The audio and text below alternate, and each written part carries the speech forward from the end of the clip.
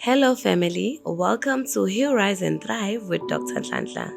We welcome you to our Sunday Word segment. I invite you to open your hearts and open your minds to listen to the Word and to allow it to resonate with you. Allow God to take part and be with you in this journey as our pastors give us the Word. We pray that every day and each and every segment you will find your healing. Sinibingelele sibonge kakhulu leli thuba lenisipha lona ukuthi siphindze sifundisane sakhane nanamuhla lolu hleli phambi kwenu nguye Pastor Portia Luthuli. Namhla-ke sibuka livile lenkosi lapha encwadini yaMark chapter 10 kusukela kuverse 46 kuya kuverse 52 la iBhayibheli lisifundisa ngekudlula ebantwini. Siyafundisana siyakhana bantu abaningi namuhla baze bangaphumeleli. Inkinga isekutheni sinaka ukuthi bantu batawuthini noma bathini nekuthi asifuni nokudlula kubo bantu sindlulele ngale ngoba ngale ekudluleni kwebantu kunekukhanya lekukhona lokwenta ukuthi impilo yakho ibe ngcono kakhulu. Uma sibuka lapha livile lenkosi ku-Isaiah lapha encwadini yaMark chapter 10 verse 46 kuverse 46 sithola ukuthi kunaBartimaeus umsa waTimaeus lisho njalo ke livile lenkosi.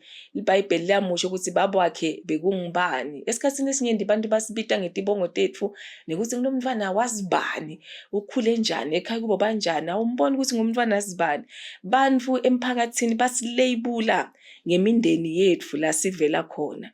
Livile lenkosi lithi bekahleli eceleni kwemigwaqo njalo nje bekahlala aphila ngokucela abantu sebamati ukuthi akasebenda kanakudla kanalutho uphila nje ngokucela. Lithi livile lenkosi uma eva ukuthi Jesu utawundlula khona lapha eJericho. Ukhumbule ukuthi iJericho imele imbi yakamoya nasenyamini okusho kona ke ukuthi uma useJericho kunedindvo lekufanele ukuthi utinqobe spiritually and physical. Bartimaeus uma eva ukuthi Jesu uyandlula wabese ke uyamemeta labantu labatitha inhlupheko takhe labantu lebekacela kubo kudla ngibo futhi labamthulisako esikhundleni sokuthi sesiphumlile nyalo Bartimaeus angeke asacela kithi kudla angeke asamemeta thina hlupha thine kufanele ukuthi sibone ukuthi ulala adleni kufuna ukuthi simbambe ngesandla sihambe naye simikise endlini. Ukhumbule ukuthi umuntu uma angaboni kufanele ukuthi nimphakamise nihambe naye endlini ngalamanye amagama ngandlela thite uba ngumthwalo esikhundleni sokuthi umphakathi ujabule labo labamatiko ukuthi hey waze wathola inkululeko yakhe naye sotawuphila ngcono afane nathi. Lithi livile lenkosi bamthulisa.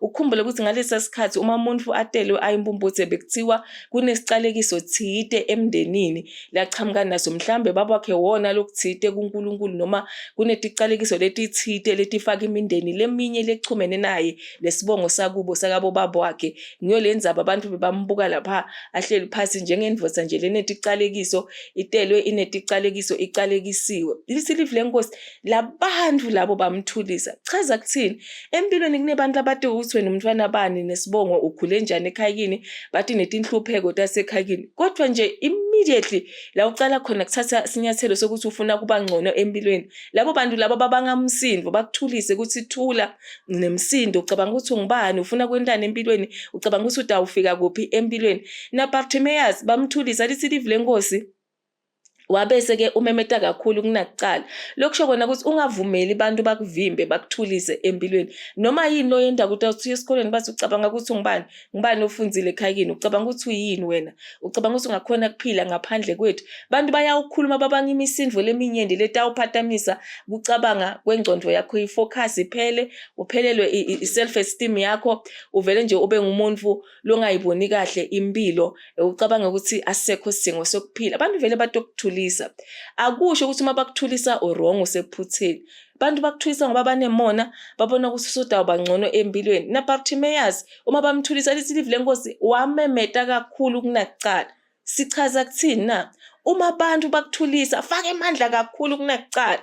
Uma abantu bathi siyoke sibone ukuthi uyophelela kuphi sithethe konke lanako sidle konke kudla kwakhe sithethe onke amandla akhe wena memeta kakhulu uthi Jesu ndvozana kaDavide ngihawukele lekhathi usho njalo umhlabeleni. Ngiyengithanze ingoma yakhe Pastor Benjamin Dube uthi the more they talk about you is the more you have to praise him. Lekhathi bakhuluma ngawe kakhulu kulekhathi wena kufanele ukuthi umdumise kakhulu uNkulunkulu kulekhathi wena sekufanele ukuthi umemete kakhulu empilweni sukuma ngesibinzi. Lithi iBhayibheli uma thi Jesu umletheni the same people laba bebamthulisa ngibo futhi labamlandzako ukuthi hey Bartimaeus ubuya.